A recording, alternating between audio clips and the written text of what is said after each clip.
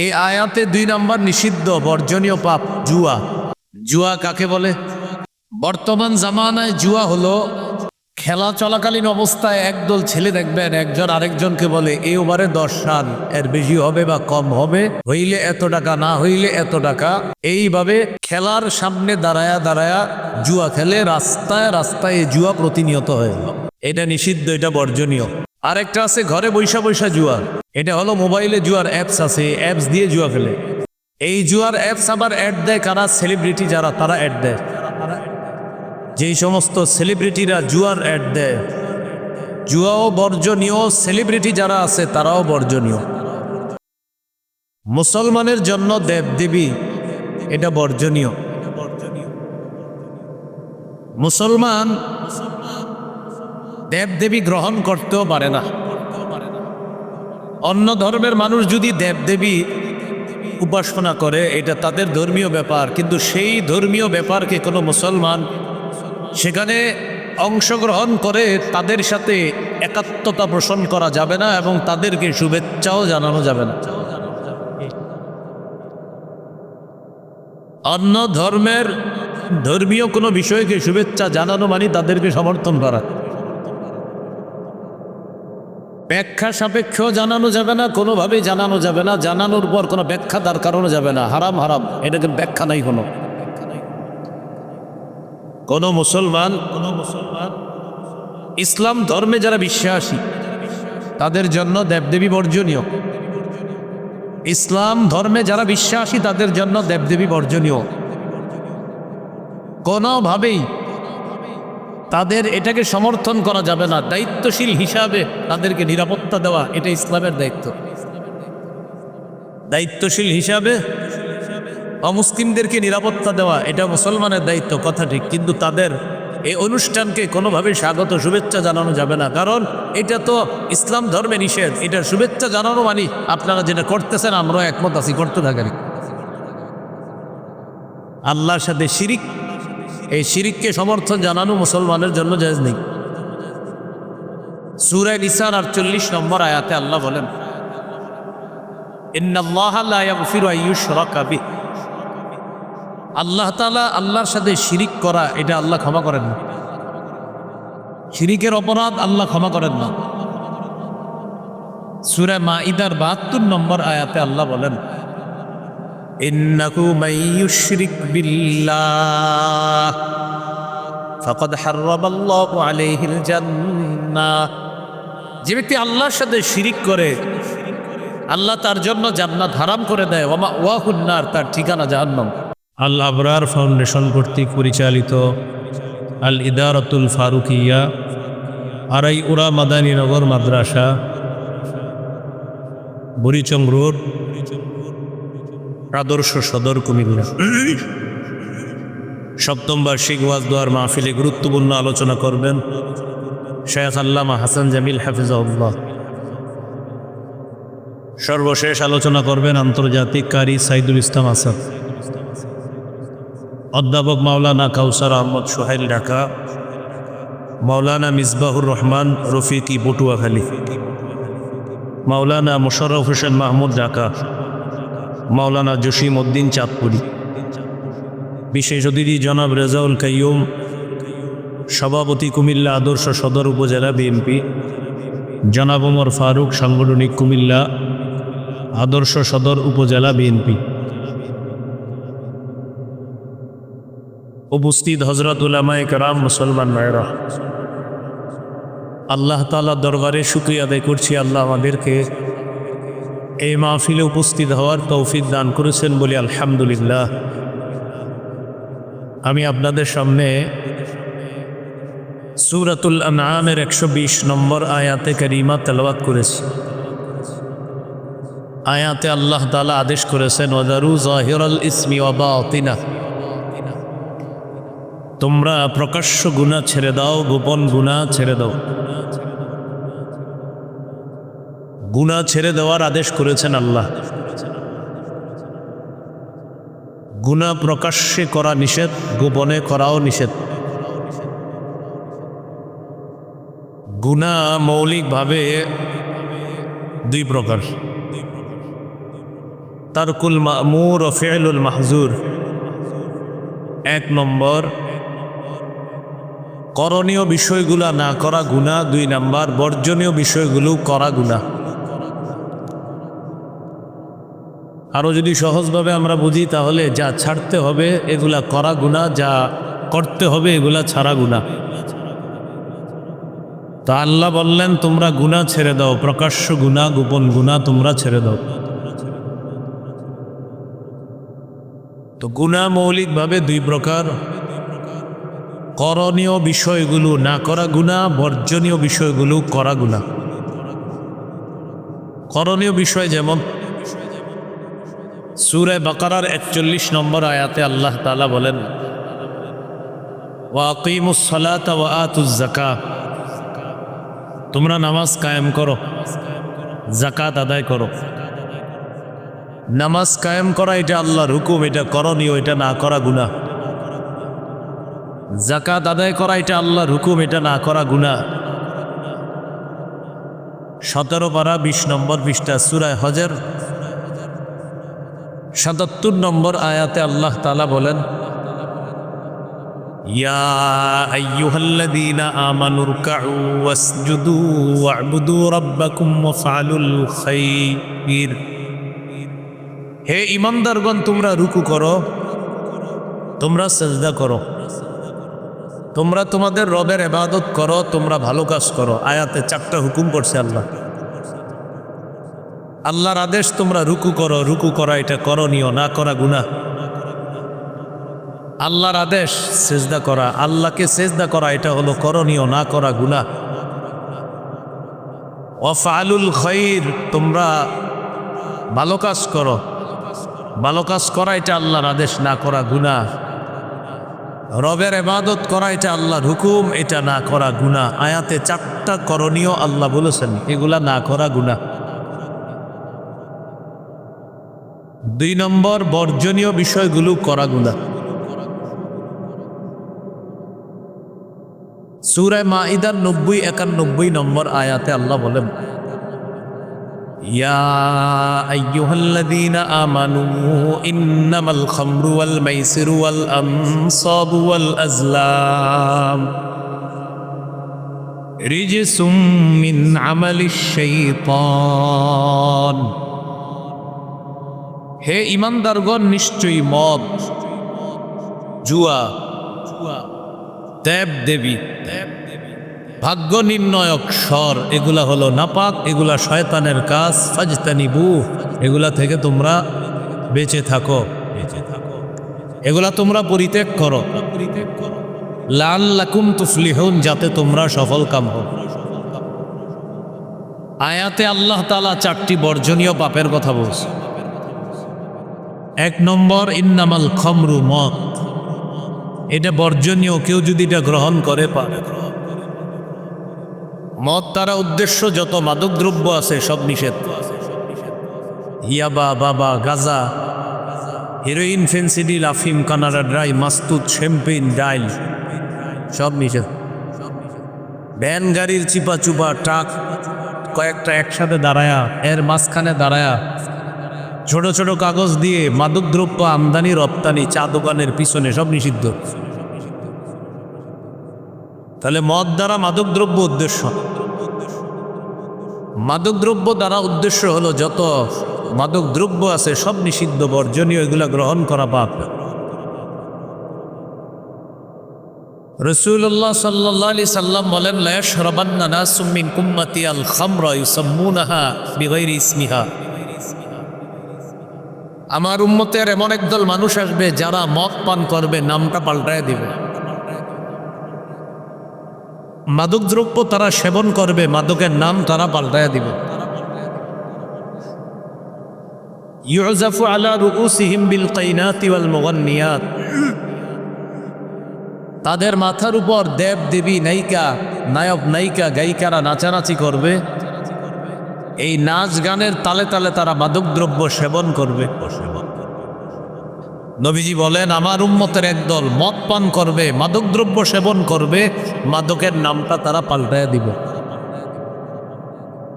31 December 31st night এই রাতে যারা মাদকদ্রব্য সেবন করে জিজ্ঞাসা করবেন এদেরকে,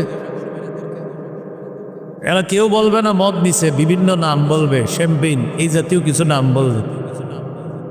তো নবীজি বলেন আমার উম্মতের একদল যারা মাদকদ্রব্য সেবন করবে নামটা পাল্টায় দিবে। আল্লাহ আমাদেরকে হেফাজত করেন। এইগুলো এই আয়াতে 1 নম্বর বর্জনীয়, মাদকদ্রব্য এটা নিষেধ।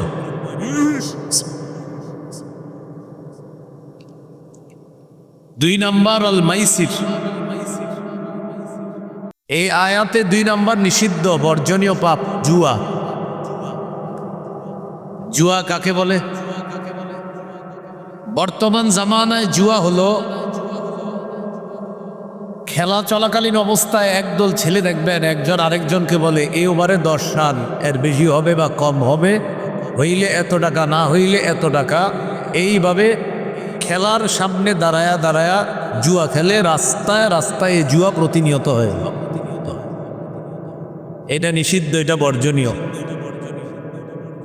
আরেকটা আছে ঘরে বৈশা বৈশা জুয়া, এটা হলো মোবাইলে জুয়ার অ্যাপস আছে, অ্যাপস দিয়ে জুয়া খেলে। এই জুয়ার অ্যাপস আবার অ্যাড দেয় কারা? সেলিব্রিটি যারা, তারা অ্যাড দেয়। যেই সমস্ত সেলিব্রিটিরা জুয়ার অ্যাড দেয়, জুয়াও বর্জনীয়, সেলিব্রিটি যারা আছে তারাও বর্জনীয়। তাহলে আয়াতে 4টা বর্জনীয়র মধ্যে একটা হলো মাদকদ্রব্য, 2 নম্বর জুয়া, 3 নম্বর ওয়াল আনসাব, দেবদেবী। মুসলমানের জন্য দেবদেবী এটা বর্জনীয়। মুসলমান দেবদেবী গ্রহণ করতেও পারে না। অন্য ধর্মের মানুষ যদি দেবদেবী উপাসনা করে এটা তাদের ধর্মীয় ব্যাপার, কিন্তু সেই ধর্মীয় ব্যাপারকে কোনো মুসলমান সেখানে অংশগ্রহণ করে তাদের সাথে একাত্মতা পোষণ করা যাবে না এবং তাদেরকে শুভেচ্ছাও জানানো যাবে না। অন্য ধর্মের ধর্মীয় কোনো বিষয়কে শুভেচ্ছা জানানো মানে তাদেরকে সমর্থন করা। ব্যাখ্যা সাপেক্ষেও জানানো যাবে না, কোনোভাবেই জানানো যাবে না, জানানোর পর কোনো ব্যাখ্যা তার কারণে যাবে না। হারাম হারাম, এটাকে ব্যাখ্যা নাই কোনো। কোনো মুসলমান ইসলাম ধর্মে যারা বিশ্বাসী তাদের জন্য দেবদেবী বর্জনীয়। ইসলাম ধর্মে যারা বিশ্বাসী তাদের জন্য দেবদেবী বর্জনীয়।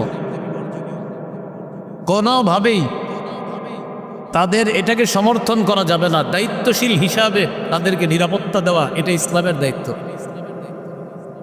দায়িত্বশীল হিসাবে অমুসলিমদেরকে নিরাপত্তা দেওয়া এটা মুসলমানের দায়িত্ব, কথা ঠিক, কিন্তু তাদের এই অনুষ্ঠানকে কোনোভাবে স্বাগত শুভেচ্ছা জানানো যাবে না, কারণ এটা তো ইসলাম ধর্মে নিষেধ। এটা শুভেচ্ছা জানানো মানে আপনারা যেটা করতেছেন আমরাও একমত আছি, করতে থাকেন। আল্লাহর সাথে শিরিক, এই শিরিককে সমর্থন জানানো মুসলমানের জন্য জায়েজ নেই। সূরা নিসার 48 নম্বর আয়াতে আল্লাহ বলেন ইন্নাল্লাহা লা ইয়াগফিরু আন ইউশরাকা বিহি, আল্লাহ তাআলা আল্লাহর সাথে শিরিক করা এটা আল্লাহ ক্ষমা করেন না। শিরিকের অপরাধ আল্লাহ ক্ষমা করেন না। সূরা মাঈদার 72 নম্বর আয়াতে আল্লাহ বলেন ইন্নাহু মান ইউশরিক বিল্লাহ ফাকাদ হারামাল্লাহু আলাইহিল জান্নাহ, যে ব্যক্তি আল্লাহর সাথে শিরিক করে আল্লাহ তার জন্য জান্নাত হারাম করে দেয়, ওয়া মাওয়াহুন নার, তার ঠিকানা জাহান্নাম। সূরা জুমারের 65 নম্বর আয়াতে আল্লাহ বলেন লাইন আশরাকতা লায়াহবাতান্না আমালুকা, তুমি যদি শিরিক করো অবশ্যই অবশ্যই তোমার আমল বরবাদ হয়ে যাবে। তাহলে আয়াতে 4টা নিষিদ্ধের একটা হলো মদ বর্জনীয়, নিষিদ্ধ। 2 নম্বর জুয়া বর্জনীয়, নিষিদ্ধ। 3 নম্বর দেবদেবী মুসলমানদের জন্য নিষিদ্ধ। সহিহ বুখারীর বর্ণনা 4920 নম্বর হাদিস। এই পৃথিবীতে সর্বপ্রথম শিরিক শুরু হলো কিভাবে? পৃথিবীতে 5 জন আল্লাহর ওলি ছিলেন। একজনের নাম মদ্দুন, আরেকজনের নাম সুয়াউন, আরেকজনের নাম ইয়াগুস, আরেকজনের নাম ইয়াউক, আরেকজনের নাম নাসরুন, এই পাঁচজন আল্লাহর ওলি ছিলেন দুনিয়াতে। পবিত্র কোরআনে এই পাঁচজনের নাম আছে 29 নম্বর পারার 12 নম্বর পৃষ্ঠা সূরা নূহের মধ্যেই 5টি নাম পাওয়া যাবে। তবে কোরআনে এই 5 নাম আলোচনা করা হয়েছে মূর্তি হিসাবে। বলেন কি হিসাবে? মূর্তি হিসাবে।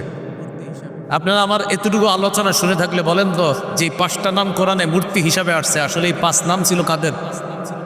আল্লাহর ওলিদের। দুনিয়াতে এই 5 জন আল্লাহর ওলি, তারা ইবাদত বন্দিগি করতেন, তাদের অনুসারীরা তাদের দেখা দেখি ইবাদত বন্দিগি করত।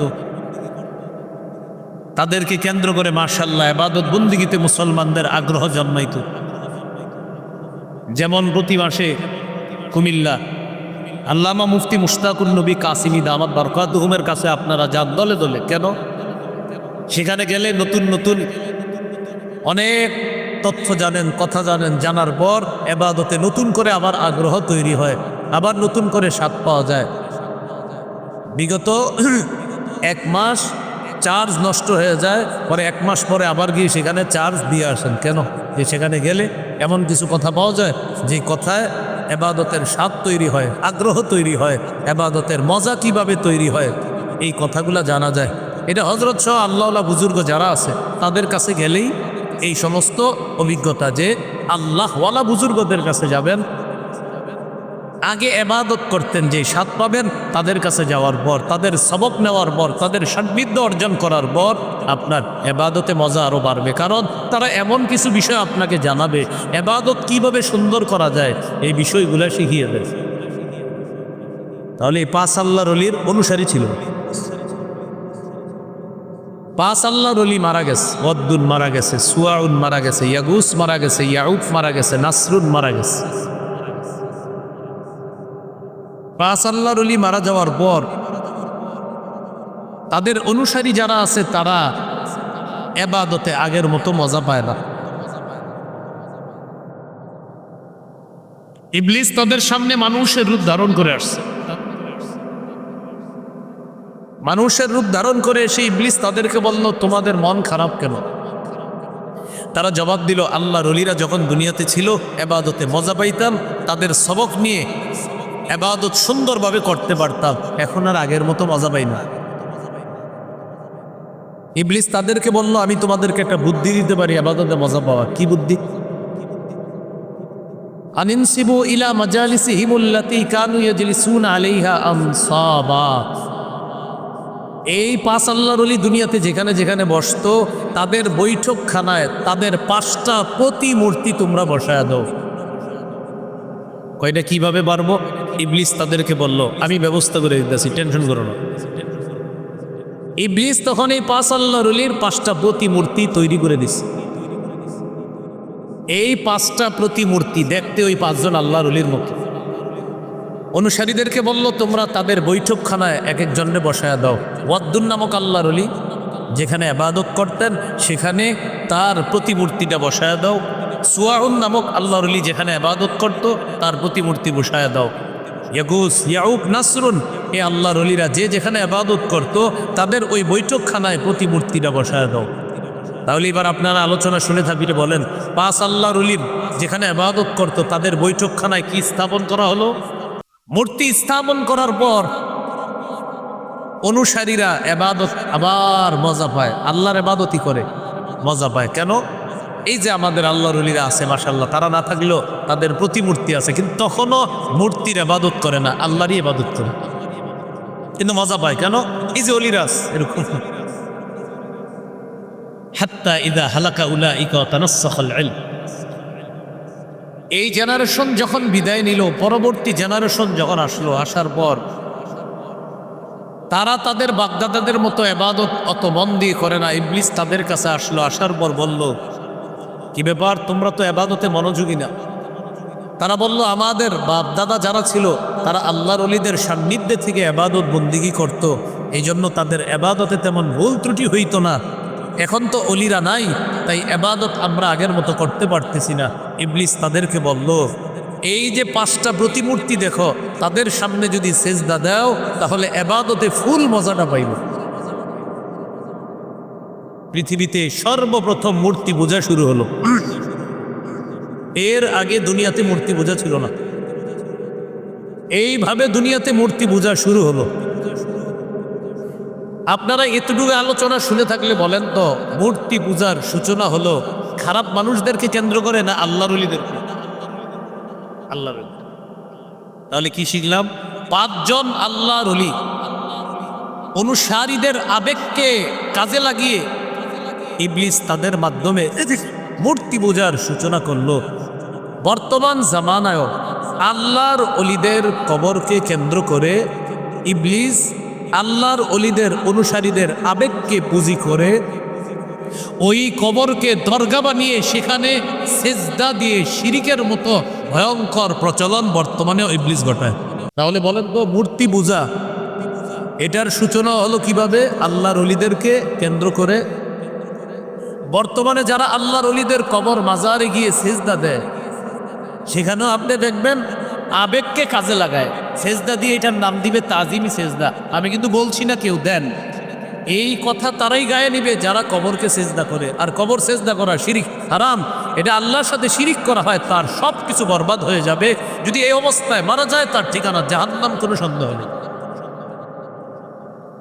তাহলে আমরা আলোচনার এতটুকু বুঝতে পারলাম, এই জামানায় শিরকি কর্মকাণ্ডগুলো হয় ওলিদের আবেগকে কেন্দ্র করে।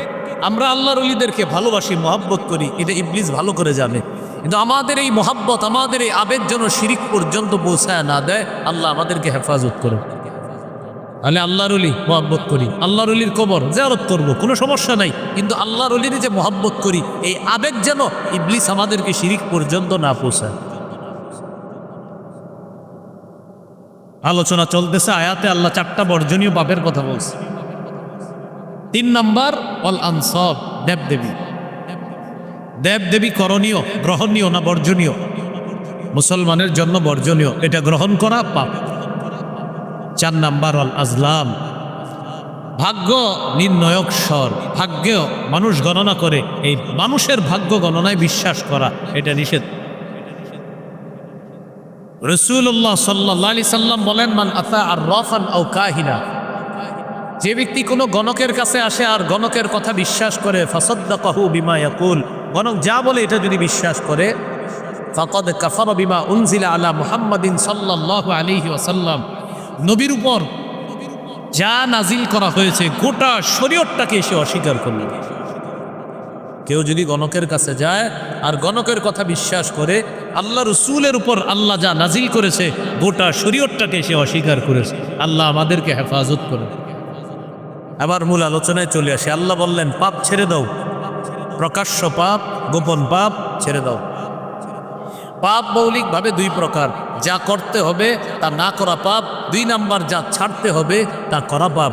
আল্লাহ আমাদেরকে করণীয়গুলো করে, বর্জনীয়গুলো বর্জন করে পাপ থেকে বাঁচার তৌফিক দান করুন। সহিহ বুখারীর বর্ণনা 2766 নম্বর হাদিস।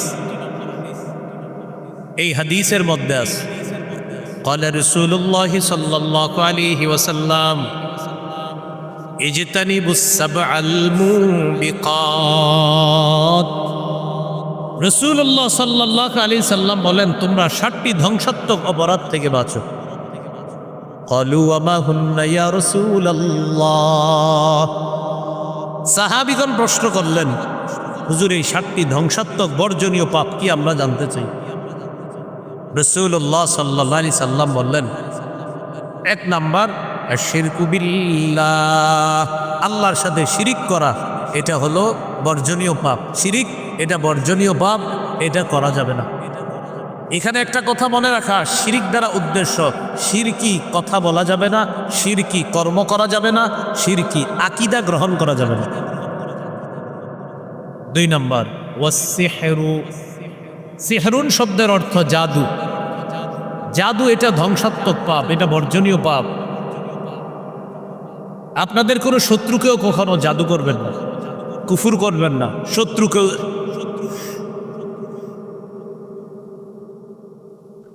দোয়া করতে থাকেন। গলায় একটা পোকা ঢুকছে, পোকা শুরুতে আলহামদুলিল্লাহ বলার সাথে সাথে পোকা ঢুকছে, ওটা এখনো গলায় রয়ে গেছে। তো রাসূলুল্লাহ সাল্লাল্লাহু আলাইহি সাল্লাম বলেন, 1 নাম্বার শিরিক করা, এটা পাপ, এটা বর্জনীয় পাপ। 2 নাম্বার সিহরু, জাদু করা। জাদু করা এটা বর্জনীয় পাপ, এটা শত্রুকেও জাদু করবেন না। 3 নাম্বার ওয়াকাতলুন নাফসিল্লাতী হারামাল্লাহু ইল্লা বিল হক, অন্যায়ভাবে কাউকে হত্যা করা। আমাদের বাংলাদেশে হত্যা করা এখন হাস্যকর বিষয় হয়ে গেছে। একজন আরেকজনকে হত্যা করে 50 জন ভিডিও করে। 50 জন কেন ভিডিও করে? তার ভিডিওটা ছাড়লে অনেক মানুষ দেখবে এবং সে পরিচিত একজন ব্যক্তি হয়ে যাবে, এই নিয়তে ভিডিও করে। কেউ যদি কোনো হত্যাকাণ্ডের এই নিয়তে ভিডিও করে যে আমার ভিডিও দেখলে আমার পেজ দাঁড়িয়ে যাবে, আমার ইউটিউব চ্যানেল দাঁড়িয়ে যাবে, ও হত্যাকাণ্ডের শামিল। 50 জন ভিডিও করে, একজন আরেকজনকে মারে। যদি বলেন ভাই চলেন ধরি, হ্যাঁ মরলে আমার কি? আরে ধরি চলেন না, হ্যাঁ মারলে আমার কি, মরলে আমার কি? ওটা মরলে আমার কি, এটা মারলে আমার কি? সবাই চারদিকে দাঁড়ায় দাঁড়ায় দেখতেছে। অথচ রাসূলুল্লাহ সাল্লাল্লাহু আলাইহি সাল্লাম বলেন, মান কাতালা উসফুরান আবাসা আজ্জা ইলাল্লাহি ইয়াউমাল কিয়ামাহ। কোনো ব্যক্তি যদি দুনিয়াতে অন্যায়ভাবে একটা চড়ুই পাখিকেও হত্যা করে, এই চড়ুই পাখি অন্যায়ভাবে হত্যা করার কারণে কিয়ামতের ময়দানে আল্লাহর কাছে নালিশ করবে, মামলা করবে। আল্লাহ, আমি দুনিয়াতে এক জায়গায় বসা ছিলাম, আপনার এক বান্দা রাস্তা দিয়ে যাইতেছিল, আমারে অনর্থক গুলাই মেয়েরা হাত দেশ নিশানা ঠিক করার জন্য আমারে হত্যা করছে।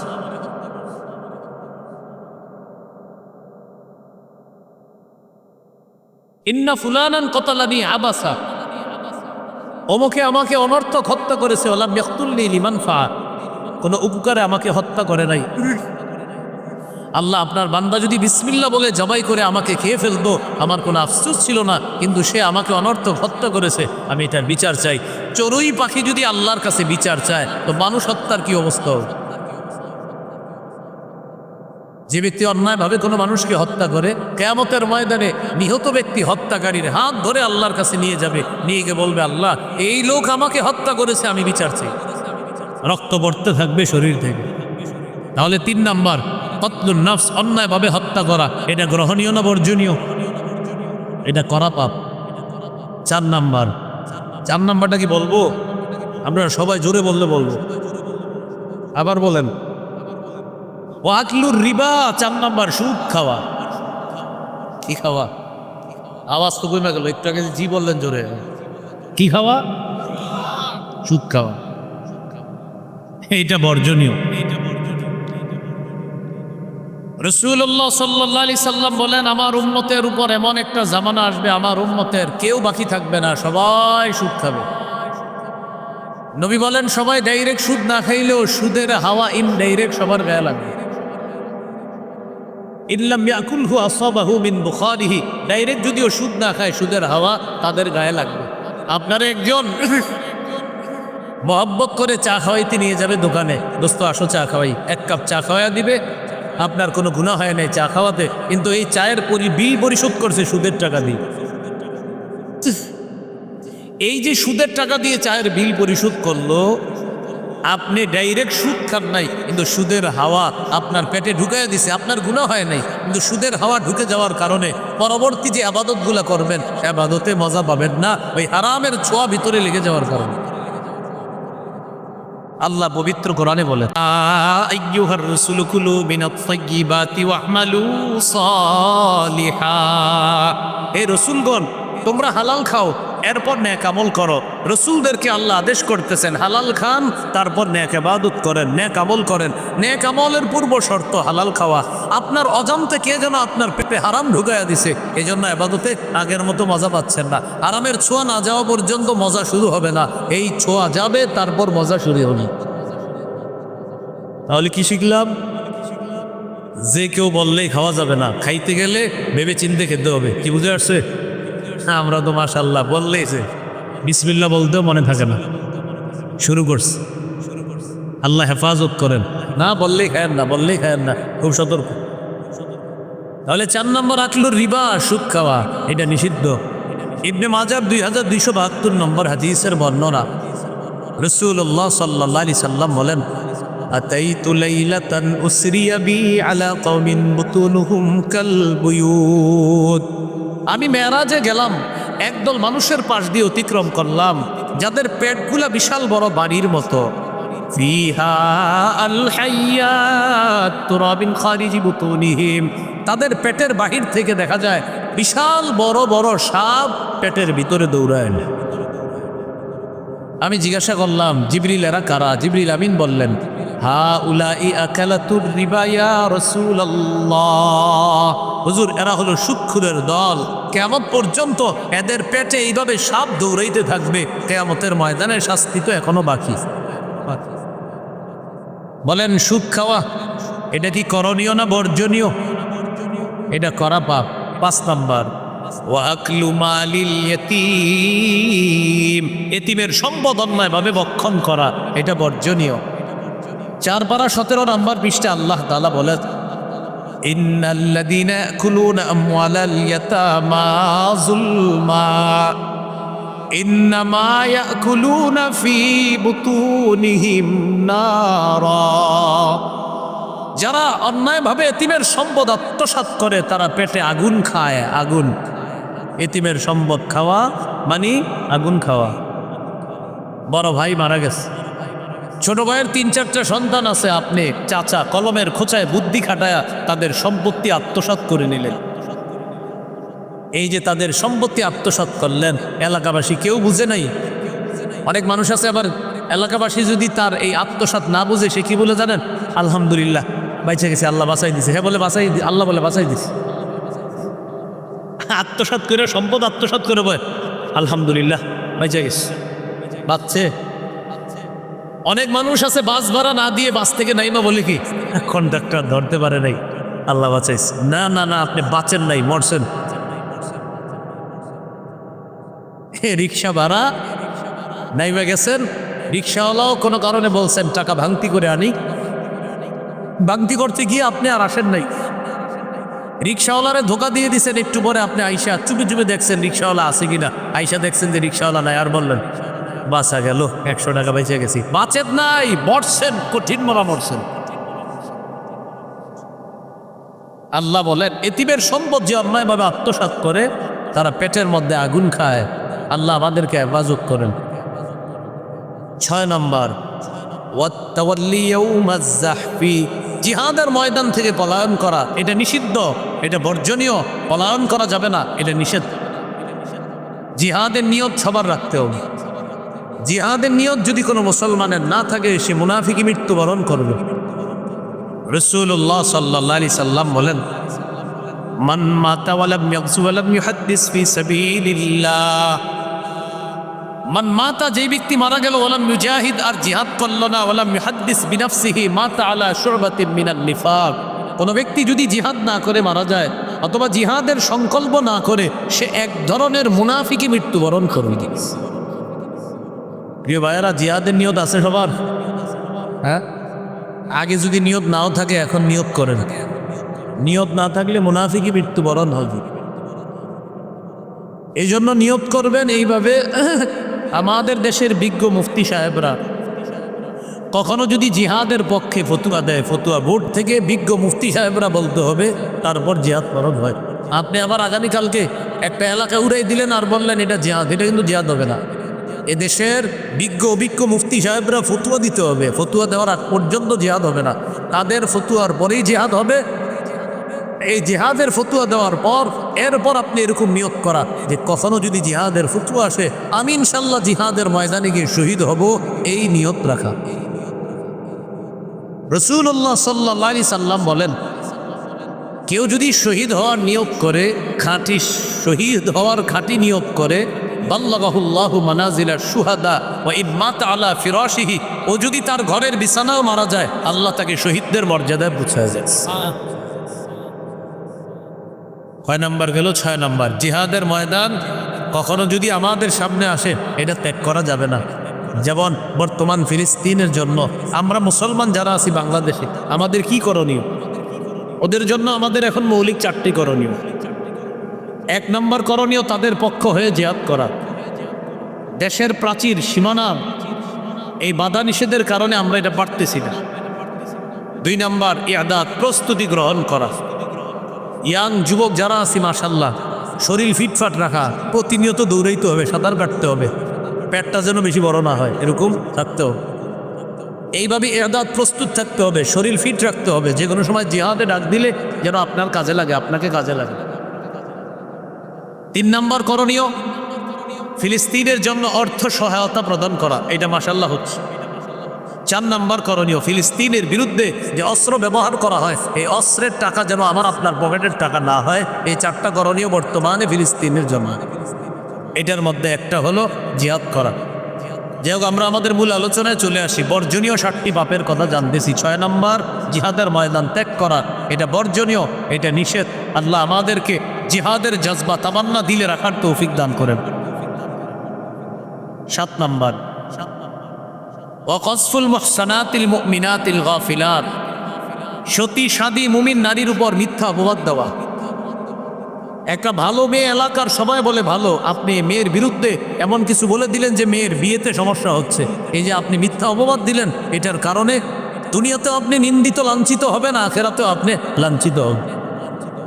মেয়ের বিয়ে ঠিক হয়েছে, এলাকার একজন ফোন দিছে ছেলে পক্ষকে, বাবাকে ফোন দিছে, অমুক এলাকার অমুকের সাথে আপনার মেয়ের বিয়ে কথা চলতেছে। কয় হ্যাঁ, আগামী শুক্রবারই তো বিয়ে। কয় সব যাই না শুনে আগাইতেছেন তো? কি জানবো? মেয়ে পক্ষ সব বলে নাই। কি বলবে? তার বাড়ি সব জেনে শুনে আগাইতেছেন। আরে ভাই, কি বলবে সেটা বলেন তো। যেহেতু আপনারা বিয়ার তারিখে ফাইনাল করছেন, আর কি বলবো। আচ্ছা রাখি, আসসালামু আলাইকুম। কোনো দোষ কয় না, কিন্তু প্যাস লাগাই দিস। নবীজি বলেন সাবধান, কসফুল মুহসানাতিল মুমিনাতিল গাফিলাত, সতী সাদী মুমিন নারীর উপর তুমি কোনো মিথ্যা অপবাদ দেওয়া, তার উপর ঢিল ছুঁড়া, তাকে বিতর্কিত করার চেষ্টা করা, এটা নিষেধ। তাহলে এই হাদিসে 7টি বর্জনীয় পাপ। আল্লাহ আমাদেরকে এই পাপগুলা থেকে বেঁচে থাকার তৌফিক দান করেন। আসেন মূল কথায় চলে আস। আল্লাহর আদেশ, জারু তোমরা ছেড়ে দাও জাহিরাল ইসমি, প্রকাশ্য পাপ, বা বাতিনা, গোপন পাপ তোমরা ছেড়ে দাও। পাপ মৌলিকভাবে 2 প্রকার। 1 নম্বর, যা করতে হবে তা না করা পাপ। 2 নম্বর, যা ছাড়তে হবে তা করা পাপ। আল্লাহ আমাদেরকে উভয় ধরনের পাপ থেকে হেফাজত করেন। এবার আসেন 2 নম্বর পাপ কি? যা বর্জনীয় তা করা পাপ। 2 নম্বর পাপ কি? যা বর্জনীয় তা করা পাপ। এই বর্জনীয় পাপ আবার মৌলিকভাবে 4 প্রকার। মন দিয়ে শুনতে হবে কিন্তু। বর্জনীয় পাপ আবার মৌলিকভাবে কয় প্রকার? 1 নম্বর, আয-যুনুবুল মালাকিয়া, আল্লাহর সাথে সম্পর্কিত কিছু বিষয় আছে যেগুলা মাখলুক দাবি করা পাপ। যেমন ফেরাউন বলছে আনা রব্বুকুমুল আলা, আমি তোমাদের সম্মানিত রব। বলি নাউজুবিল্লাহ। রব কে বলেন? আল্লাহ রব। এখন এই দাবি যদি কোনো মাখলুক করে তাহলে এটা পাপ হবে। হাদিসে কুদসির মধ্যে আছে, আল্লাহ তাআলা বলেন আল কিবরিয়া উরিদাই, অহংকার আমার চাদর, বরত্ব আমার চাদর। অহংকার নিয়ে বরত্ব, এটা আল্লাহর চাদর। কেউ যদি অহংকার করে, বরত্ব করে, এটা আল্লাহর চাদর নিয়ে টানাটানি করা, এটা পাপ। এটা হলো রবের সাথে সম্পর্কিত বিষয়, মাখলুক দাবি করা পাপ, এটা নিষিদ্ধ। বলেন অহংকার কার চাদর? বরত্ব কার চাদর? এই চাদর নিয়ে মানুষ টানাটানি করা, এটা পাপ। মানুষ অহংকার করা, এটা নিষেধ, এটা পাপ। 2 নম্বর, আয-যুনুবুশ শাইতানিয়া, শয়তানের সাথে সম্পর্কিত পাপ। যেমন হিংসা করা। মনে রাখবেন, মাখলুকের মধ্যে সর্বপ্রথম হিংসা করছে ইবলিস। এই হিংসা করা পাপ। রাসূলুল্লাহ সাল্লাল্লাহু আলাইহি সাল্লাম বলেন, ইয়াকুম ওয়াল হাসাদ ফাইন্নাল হাসাদা ইয়াকুলুল হাসানা কামা তাকুলুন নারুল হাতাব। রাসূলুল্লাহ সাল্লাল্লাহু আলাইহি সাল্লাম বলেন, তোমরা হিংসা থেকে বাঁচো।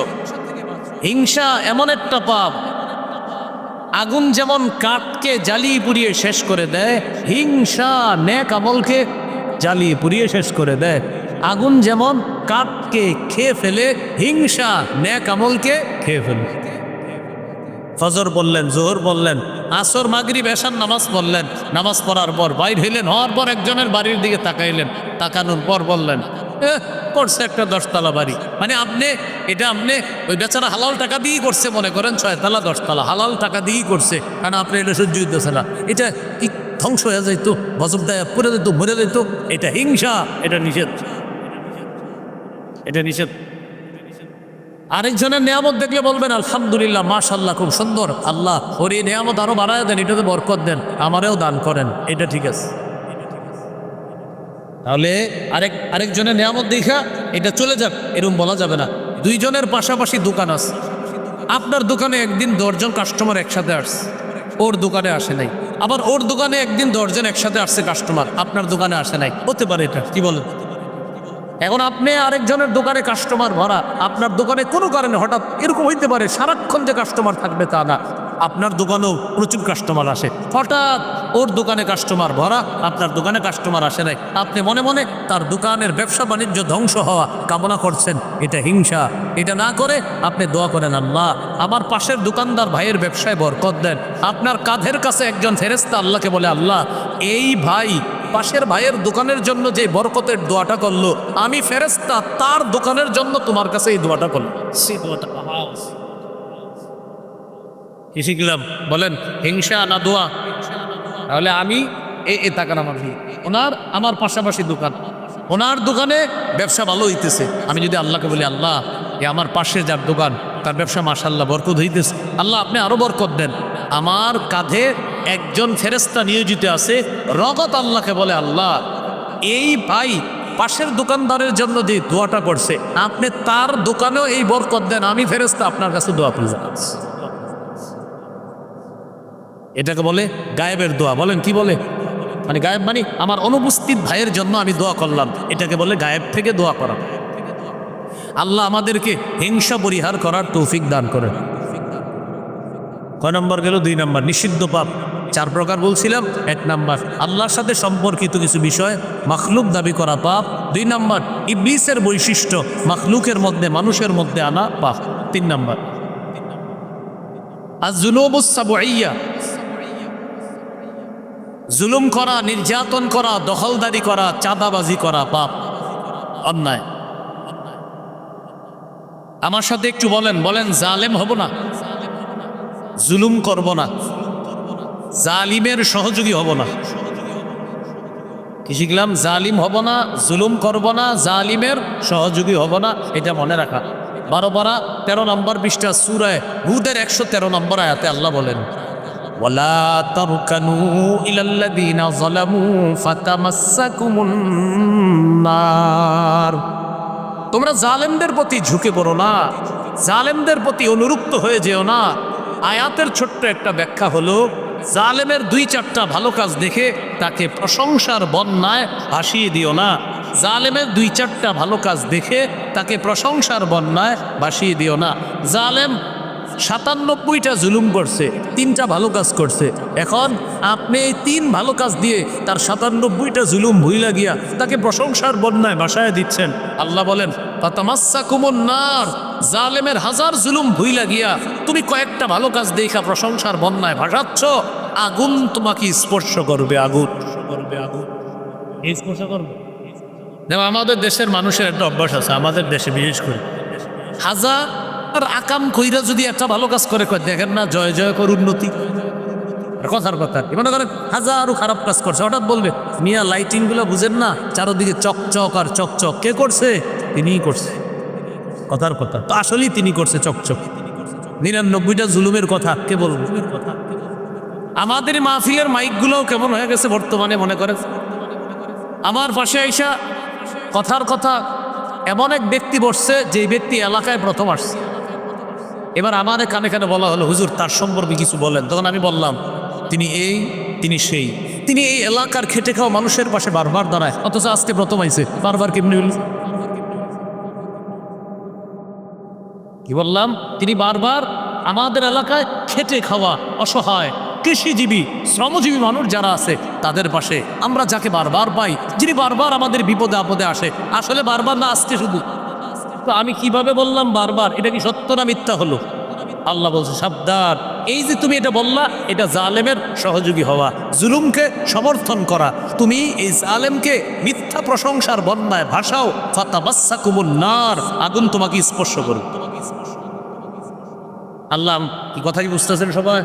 হ্যাঁ, বুঝে নিন ভালো করে। আল্লাহ আমাদেরকে হেফাজত করে। এগুলো 3 নম্বর। এখানে জুলুম দ্বারা আরো উদ্দেশ্য আছে। আপনি একজনের কাছ থেকে কিছু কিনলেন, কিনার পর 300 টাকা দিলেন, কথার কথা। আপনি ক্রেতা ইচ্ছা করে 300 টাকা 100 টাকা 3টা নোটের মধ্যে একটা জাল নোট দিয়ে দিছেন ইচ্ছা করে, এটা আপনি বিক্রেতার উপর জুলুম করছেন। বিক্রেতা আপনাকে 1 কেজি আপেল দিছে, দেওয়ার সময় হঠাৎ আপনি আরেক দিকে তাকাইছেন, এবার আপনার এই আরেক দিকে তাকানোর কারণে একটা আপেল কম আপনাকে দিয়ে দিল, এটা বিক্রেতা ক্রেতার উপরে জুলুম করা।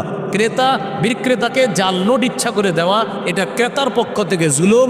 বিক্রেতা ইচ্ছা করে কিছু কম দিয়ে এটাকে 1 কেজি 2 কেজি বলা, এটা ক্রেতার উপর জুলুম। করা যাবে না এগুলো। আল্লাহ আমাদেরকে হেফাজত করেন, এগুলা নিষিদ্ধ। 4 নাম্বার আর জুনুবুল বাহিমিয়া, পশুসুলভ পাপ। এটা কেমন? কুকুর রাস্তাঘাটে কিছু কর্ম করে, এই কর্ম মানুষ করলে এটাকে বলা হবে জিনা, ব্যভিচার। আমাদের দেশে ইসলাম সম্পর্কে অজ্ঞ একদল নারী 318 পৃষ্ঠা ব্যাপী একটা প্রতিবেদন তৈরি করেছিল, এটার নাম দিয়েছিল নারী বিষয়ক সংস্কার কমিশন। এটার একটা দাবি ছিল এদেশের যৌন কর্মীদেরকে শ্রম অধিকার আইনে শ্রমিকের মর্যাদা দেওয়া। বুঝেছি না? নাউজুবিল্লাহ বলেন। আবার এই দিকে তাকান। যৌন কর্মীদেরকে শ্রম অধিকার আইনে শ্রমিকের মর্যাদা দেওয়া। নাউজুবিল্লাহ। এর মানে হলো এই আইন যদি পাশ হয়ে যেত অথবা ভবিষ্যতে যদি এই আইন পাশ হয়, তখন যৌন কর্মীদেরকে আপনি যৌনকর্মী বলা যাবে না, তাদের এই কর্মকে যৌনতা বলা যাবে না, অশ্লীলতা বলা যাবে না, তখন এটাকে বলা হবে শ্রম। কি বলা হবে? শ্রম। নাউজুবিল্লাহ পড়েন। এই আইন করা মানে হলো আমাদের দেশের ভালো মানুষগুলাকে হাইওয়ান জানোয়ারে রূপান্তরিত করার চেষ্টা করা। আর 18 পারা 9 নম্বর পৃষ্ঠা সূরা নূরের 2 নম্বর আয়াতকে সরাসরি অস্বীকার করা। কোরআনের আয়াত অস্বীকার করলে ইমান থাকে না যায়? এই তো আপনি বুঝবেনও না আপনার ইমান কিভাবে নিবে। সূরা নূরের 2 নম্বর আয়াতে আল্লাহ বলেন, আয-যানিয়াতু ওয়াজ-যানি ফাজলিদু কুল্লা ওয়াহিদিম মিনহুমা মিআতা জালদা। ব্যভিচারিণী নারী, ব্যভিচারী পুরুষ তারা যদি অবিবাহিত হয় তাদেরকে 100 বেত্রাঘাত করা হবে। তারা যদি বিবাহিত হয় তাদেরকে পাথর মেরে হত্যা করা হবে। এটা শরিয়া আইন, এটা ইসলামের আইন। এই আইনের বিরোধিতা যদি কেউ করে, এটা যদি অস্বীকার করে, তাহলে এটা সরাসরি কোরআনের আয়াতকে অস্বীকার করা হবে। কোরআনের আয়াত অস্বীকার করলে ঈমান থাকে না যায়? আল্লাহ আমাদেরকে হেফাজত করে। তাহলে এটা পশুসুলভ পাপ। এই পশুসুলভ আচরণ মানুষের মধ্যে আনা যাবে না। কিছু পশু আছে যারা কাজ করলে পাপ না, মানুষ করলে পাপ। যেমন এক ব্যক্তি আজকে রাত্রে মনে করেন খাবে, গরুও খাবে। কি গরু রাতে খাবে না? বলে না, খাবে না? এক ব্যক্তি আজকে রাতে ঘুমাবে, গরুও ঘুমাবে। এক ব্যক্তি আজকে রাত্রে এসা পড়বে না, গরুও, বলেন সবাই, এসা পড়বে না। তাহলে আজকে রাত্রে আমি খাইলাম, গরুও খাইনি।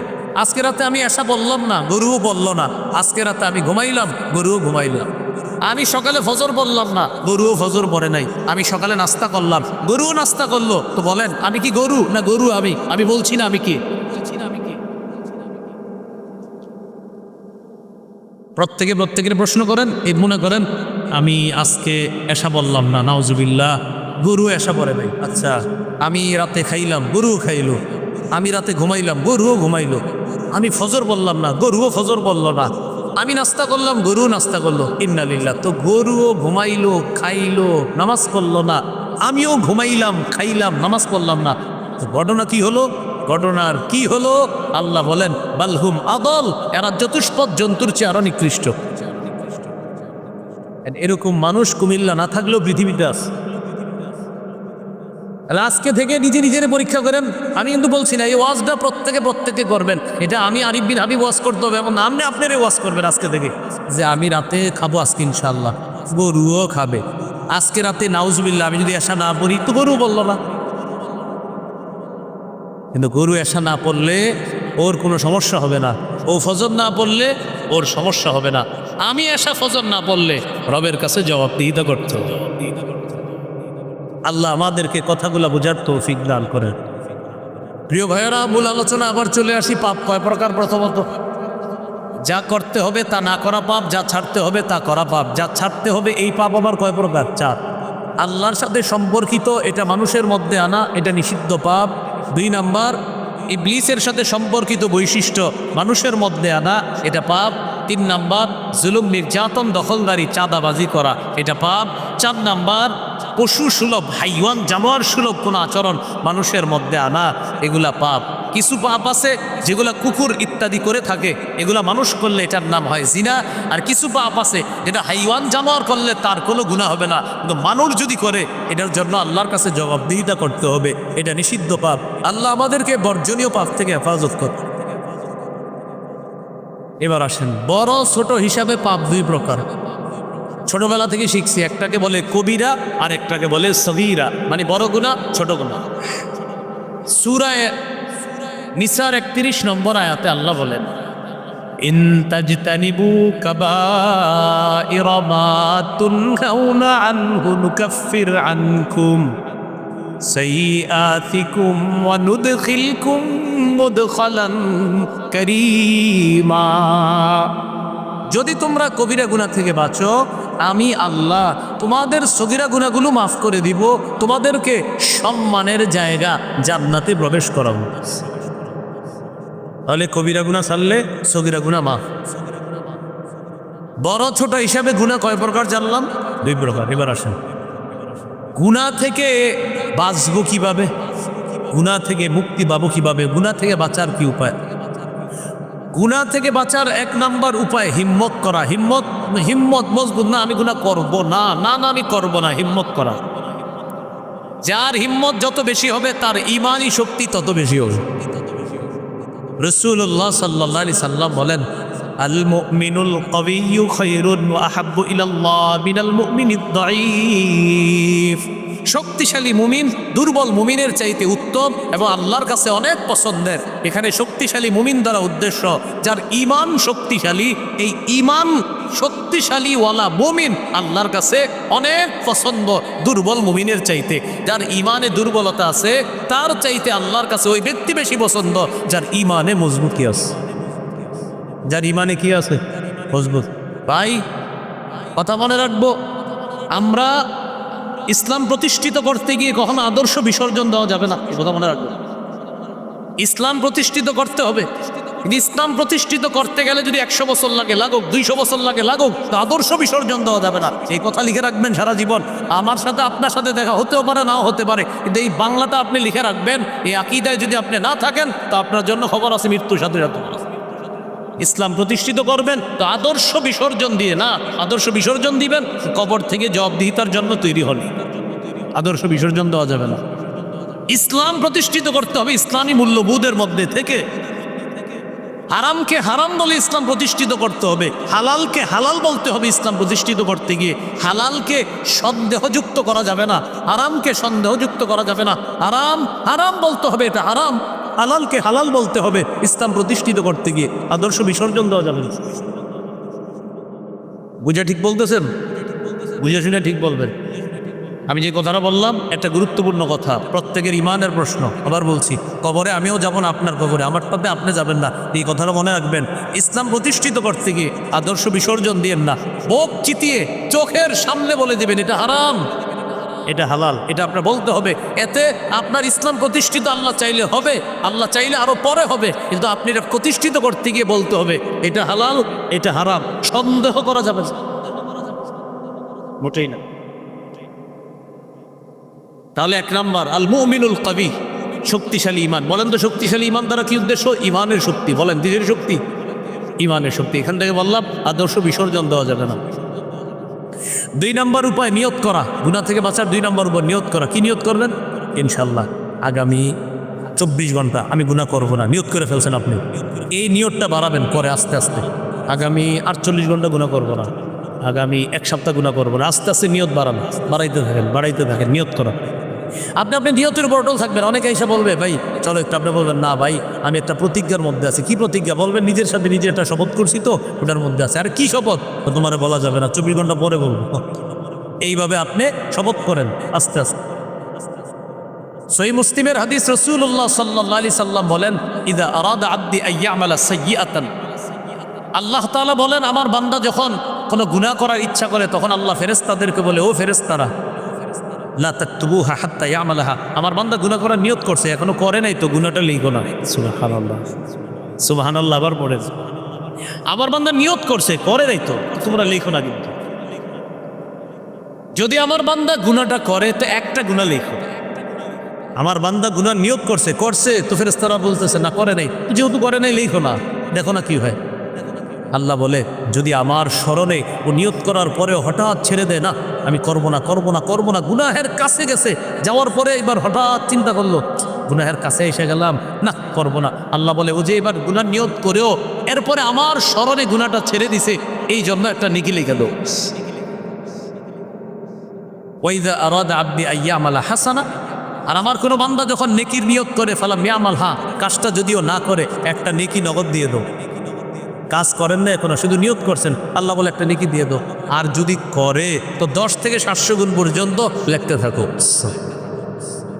তাহলে বলেন তো নিয়তের মূল্য আছে কম না অনেক বেশি?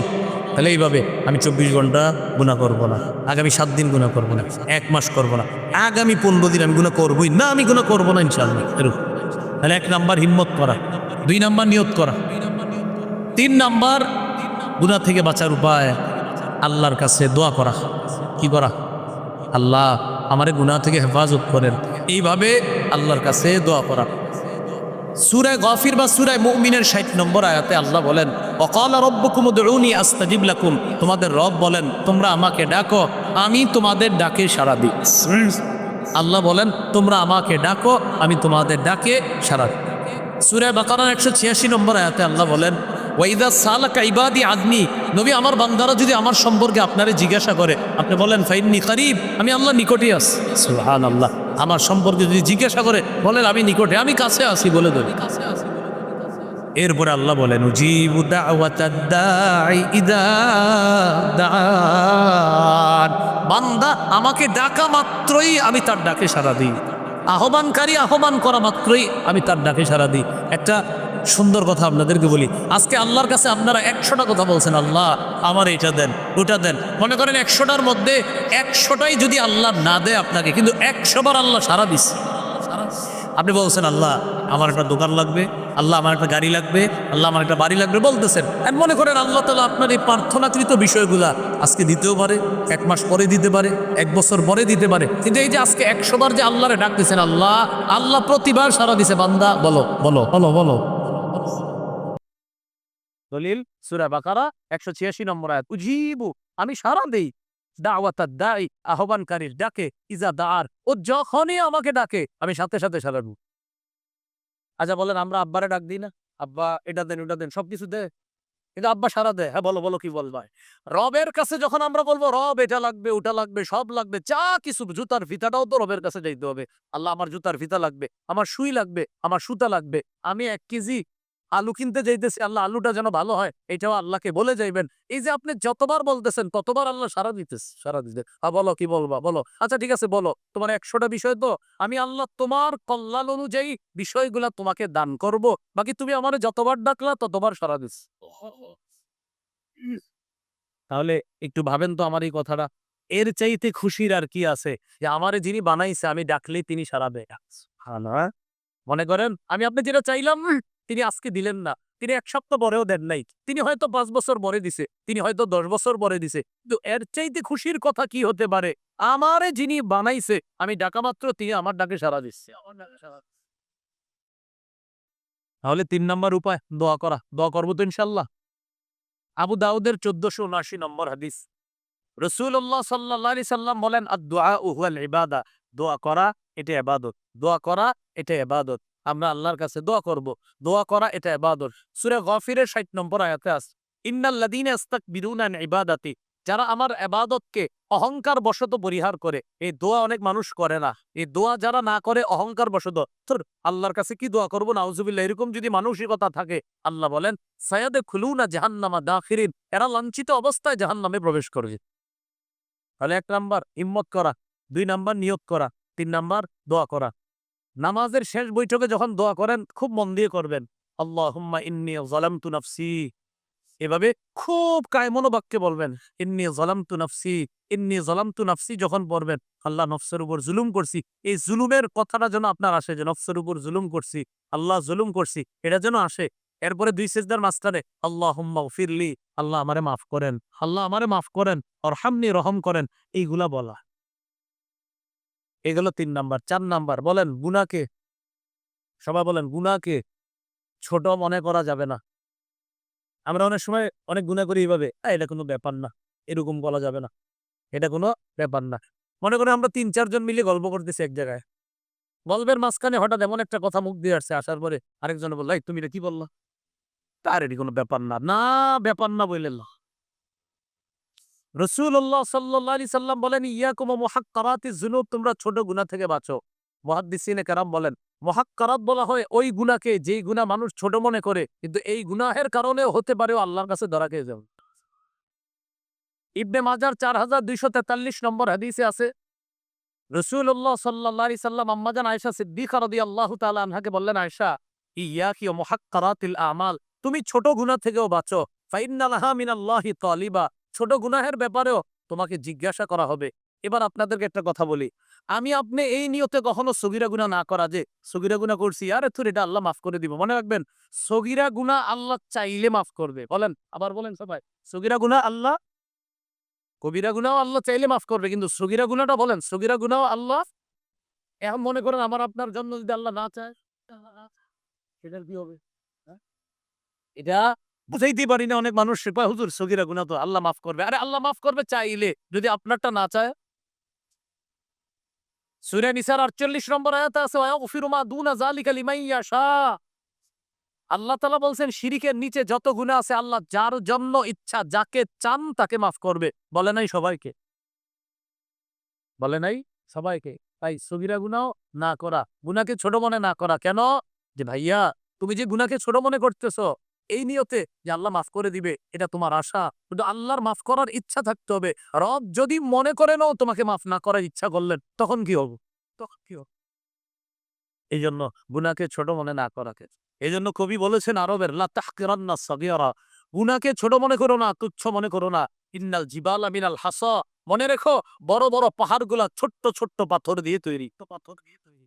শিখলেন? কবি বলতেছে, লা তাহকিরান্না সগীরা, গুনাহকে তুচ্ছ মনে করো না, ছোট মনে করো না।